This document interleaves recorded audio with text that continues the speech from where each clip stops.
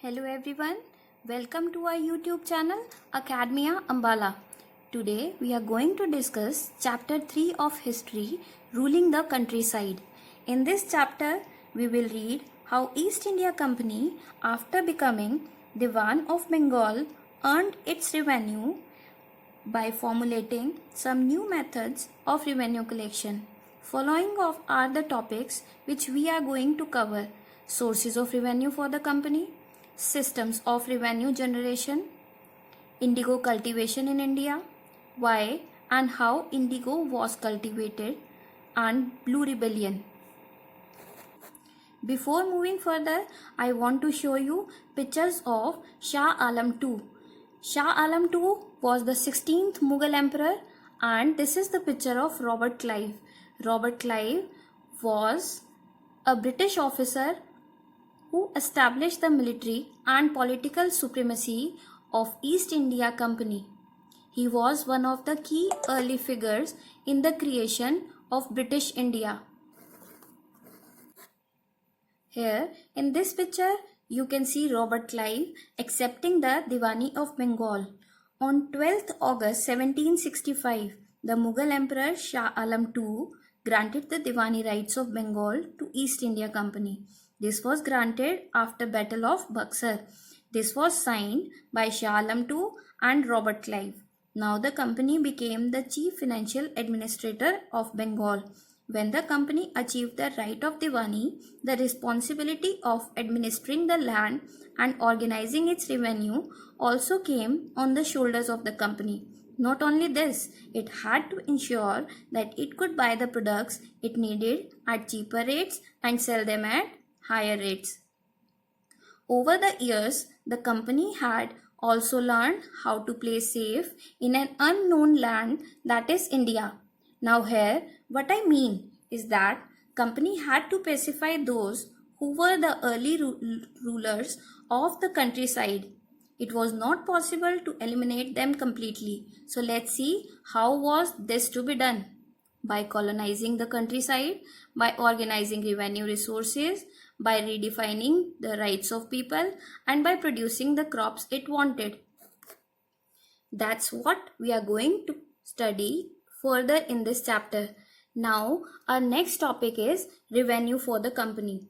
Though the company became Diwan of Bengal province, still it was working as a trading company. It was not interested in setting up any regular system of assessment and collection of revenue. Their main aim was to increase revenue so that they have plenty of money to buy cotton and silk. But the prices of the goods had increased so far. Now, as we have studied in the previous chapters, that earlier the company was dependent upon the inflow of gold and silver from Britain for purchasing goods in India, but after 1765 things changed and now the revenue from Bengal was enough to purchase goods. But here also a big problem arose. What was this problem? The economy of Bengal faced a deep crisis because of the following. Artisans left Bengal as they were being forced by the company to sell their products at cheaper rate. Peasants were unable to pay the heavy dues laid on them. Agriculture was collapsing. Big famine of 1770 hit Bengal. This killed about 10 million population there, washing out about 1/3 of the population of Bengal. As such incidents took place which ruined the economy heavily, the company then felt the need of improving the agriculture. This is our next topic: administrative changes to improve agriculture. Most of the company officials were of the view that there was a great need of investing in land and agriculture in order to improve it, because the fall in agriculture was resulting into great loss of revenue to the company. Now we are going to discuss different methods of revenue collection, and the first among them is permanent settlement. After a long thinking, in 1793, the company took the decision of introducing the revenue collection method known as permanent settlement. According to this, the Rajas and Talukdars were recognized as zamindars and were given the responsibility of revenue collection from the peasants. The amount to be paid was fixed permanently. The company officials felt that it would ensure a regular flow of revenue and at the same time encourage the zamindars to invest in improving the land. But it did not go as per the plan and the following problems arose.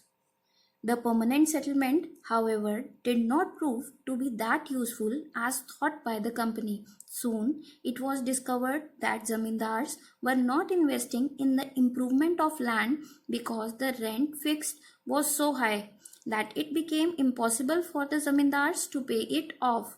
As a result, they were deprived of zamindaris. Even the zamindaris were also put on auction by the company. Meanwhile, something was noticed by the company that the situation was changing as the prices of the goods were increasing and slowly but gradually the agriculture was also expanding. This led to the benefit of zamindars, but for the company it remained same as the revenue was fixed. Even the zamindars were not keen to invest in improvement of agriculture because they were gaining a lot without putting any efforts in the form of the rent that they obtained from the peasants. On the other hand, the cultivators found it extremely oppressive as they had to pay very high rent to zamindars, though they did not have ownership over the land that they worked on. Now that we know the problems being faced by the company regarding generation of revenue, we should now move on to the solution it came up with.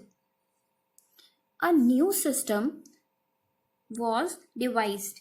By early 19th century, many of the company officials felt that it was impossible for the company to survive on the fixed amount of rent that it was getting. But now the expenses of the company had increased.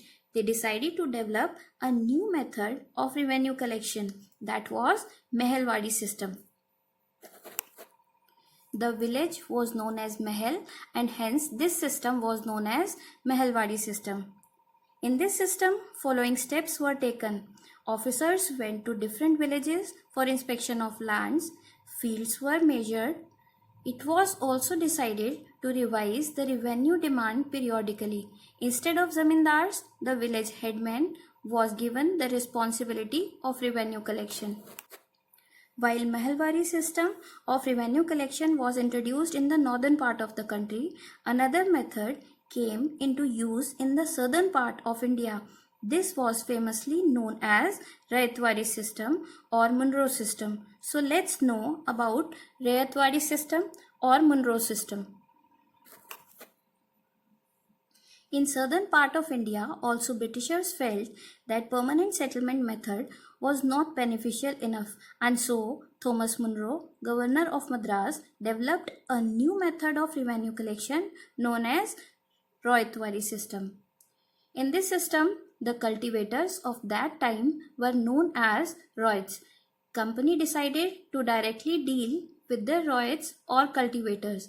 The fields of Rohits were carefully measured and assessed. Okay children, now we know about the three systems of revenue collection. We know that Rayatwadi system was also introduced by the Britishers, but soon a new problem arose. What was that? We'll find out about this problem in our next module. All the best children. Thank you.